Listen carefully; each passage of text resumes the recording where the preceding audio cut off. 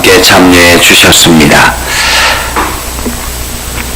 사무엘상 23장 15절에서 29절입니다. 다 같이 함께 읽겠습니다. 다윗이 사울이 자기의 생명을 빼앗으려고 나온 것을 보았으므로 그가 십광야 수풀에 있었더니 사울의 아들 요나단이 일어나 수풀에 들어가서 다윗에게 이르러 그에게 하나님을 힘있게 의지하게 하였는데 곧 요나단이 그에게 이르기를 두려워하지 말라. 내 아버지 사울의 손이 내게 미치지 못할 것이요 너는 이스라엘 왕이 되고 나는 내 다음이 될 것을 내 아버지 사울도 안다 하니라. 두 사람이 여호와 앞에서 언약하고 다윗은 수풀에 머물고 요나단은 자기 집으로 돌아가니라. 그때에 10사람들이 기브아에 이르러 사울에게 나와 이르되 다윗이 우리와 함께 광야 남쪽 하길라산 숲풀 요새에 숨지 아니하였나이까. 그러한즉 왕 내려오시기를 원하시는 대로 내려오소서. 그를 왕의 손에 넘길 것이 우리의 의무이니라 하니 사울이 그에 이르되 너희가 나를 긍휼히 여겼으니 여호와께 복받기를 원하노라. 어떤 사람이 내게 말하기를 그는 심히 지혜롭게 행동한다 하나니 너희는 가서 더 자세히 살펴서 그가 어디에 숨었으며 누가 거기서 그를 보았는지 알아보고 그가 숨어있는 모든 곳을 정탐하고 실상을 내게 보고하라. 내가 너희와 함께 가리니 그가 이 땅에 있으면 유다 몇 천 명 중에서라도 그를 찾아내리라 하더라. 그들이 일어나 사울보다 먼저 시브로 가니라. 다윗과 그의 사람들이 광야 남쪽 마운 광야 아라바에 있더니 사울과 그의 사람들이 찾으러 온 것을 어떤 사람이 다윗에게 아뢰매. 이에 다윗이 바위로 내려가 마운 황무지에 있더니 사울이 듣고 마운 황무지로 다윗을 따라가서는 사울이 산 이쪽으로 가매 다윗과 그의 사람들은 산 저쪽으로 가며 다윗이 사울을 두려워하여 급히 피하려 하였으니 이는 사울과 그의 사람들이 다윗과 그의 사람들을 에워싸고 잡으려 함이었더라. 전령이 사울에게 와서 이르되 급히 오소서. 블레셋 사람들이 땅을 침노하나이다. 이에 사울이 다윗 쫓기를 거치고 돌아와 블레셋 사람들을 치러 갔으므로 그곳을 셀라 하마느로 곳이라 칭하니라. 다윗이 거기서 올라가서 엔게디 요새에 머무니라. 아멘. 오늘도 하나님의 은혜가 여러분의 삶에 가득하기를 바랍니다. 주님의 능력을 경험하는 복된 하루가 되기를 주님의 이름으로 축복합니다.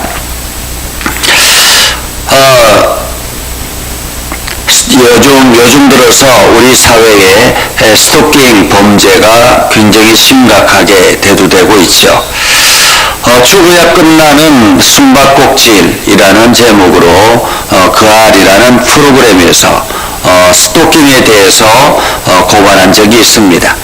이 스토킹 범죄에는 이게 어디에 숨든지 찾아낸다라고 합니다. 그래서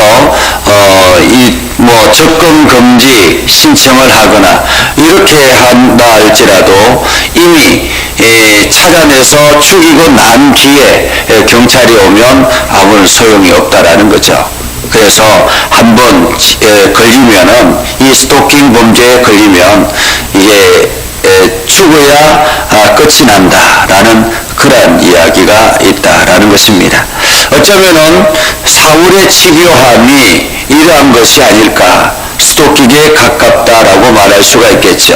더더구나 최고의 권력자였던 사울이 다윗을 찾아내려고 할 때 얼마나 집요하게 찾아내는지, 얼마나 끈기 있게 따라붙는지 우리는 성경을 통해서 보게 됩니다. 어쩌면은 다윗에게 있어서는 지금이 가장 어둠의 터널을 지나고 있는 것 아닌가라는 생각을 합니다.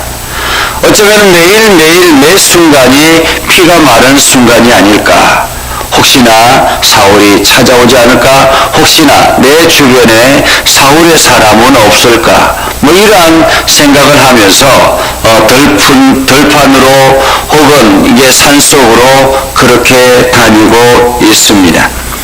사울이 지금 다윗의 생명을 빼앗으려고 끊임없이 찾아다닐 때에 다윗이 십광야 수풀에 있었다라고 합니다. 이 십광야 수풀, 이곳은 우리가 말하는 그런 평야 지역은 아닙니다. 그리고 수풀이 엄청나게 우거져 있는 그런 장소도 아닙니다. 우리가 성지순례를 한번 이렇게 다녀오면 좋을 텐데, 성지순례를 가보면 이 이스라엘 땅 자체가 비옥한 땅이 아니에요. 그러니까 아주 곳곳에 보면 바위 산들이 우거져 있고, 그래도 지금은 곳곳에 많은 수풀들이 있지만은 그때 당시에는 지금처럼 수로가 잘 만들어진 것이 아니기 때문에 곳곳에 그냥 황무지입니다. 이게 버려진 땅, 곡식조차 자라기 어려운 그런 땅들이죠. 그러한 곳에 지금 몸을 숨기고 있습니다. 여전히 다윗은 불안에 떨고 있었겠죠. 그런데 뜻밖의 사람이 찾아왔습니다. 누구냐면 사울의 아들 요나단이죠. 요나단이 어떻게 알았을까요? 다윗이 있는 장소를 어떻게 알았을까?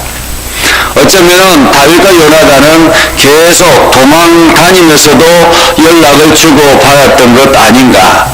만약에 그렇다면 이 요나단의 주변의 연락책이 마음의 변심이 일어난다면 굉장히 위험한 일 아니겠습니까? 어떻게 이 요나단이 다윗을 찾았는지 모르지만은 요나단이 다윗을 방문합니다. 그리고 요나단이 다윗에게 하나님께서 너와 함께 하시니 힘을 내라 라고 그렇게 용기를 북돋아 주죠. 거기에 그치지 아니하고 이야기합니다. 두려워하지 말라. 내 아버지 사울의 손이 내게 미치지 못할 것이요 너는 이스라엘 왕이 되고 나는 내 다음이 될 것이라. 내 아버지 사울도 이것을 안다. 이렇게 이야기합니다. 어쩌면 위로가 되었을 수 있겠습니다. 잠시 동안에 이 요나단의 말 한마디가 위로가 되었을 수 있겠습니다. 그러나 여러분이 만약에 도망자라면 어떨까요? 혹시나 이 친구를 신뢰하지만은 이 친구가 가서 자기의 위치를 이야기하면 어떻게 하지? 이런 불안함이 더욱 거세지지 않겠습니까? 그런 가운데서 지금 다윗은 계속 숨어 있습니다. 요나단은 돌아가고 그때에 또 다른 무리들이 사울에게 찾아가서 이야기하죠. 10사람들이 기브아에 이르러 사울에게 나와 다윗이 우리와 함께 있는 광야 남쪽에 하길라산 숲을 요새에 숨어 있습니다. 라는 고발을 합니다. 이때 당시에 이스라엘에 있는 모든 사람들이 사울에게 이 다윗에 있는 곳을 고발하려고 했겠죠.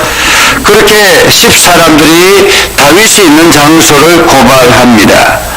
그러면서 왕이여 시간을 내서 언제든지 오십시오. 우리가 넘겨주겠습니다. 라고 이야기를 합니다. 사울이 이야기하죠. 너희가 나를 긍휼히 여겼으니 여호와께 복받기를 원하노라. 여호와께 복받기를 원하노라. 여러분 축복도 있잖아요.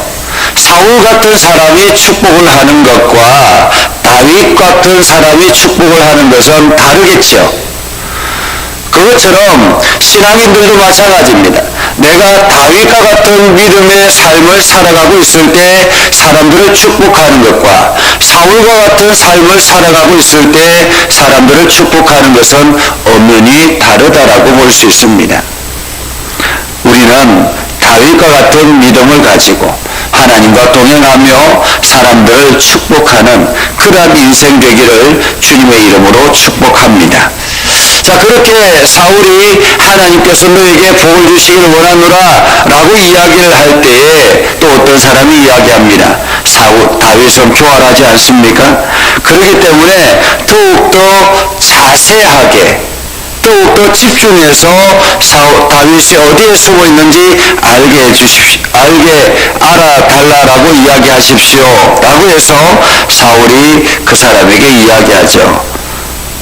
그 사람이 다윗이 있는 곳이 어디 있는지 정탐을 하고 그리고 자세히 알아서 나에게 보고하라 라고 이야기합니다.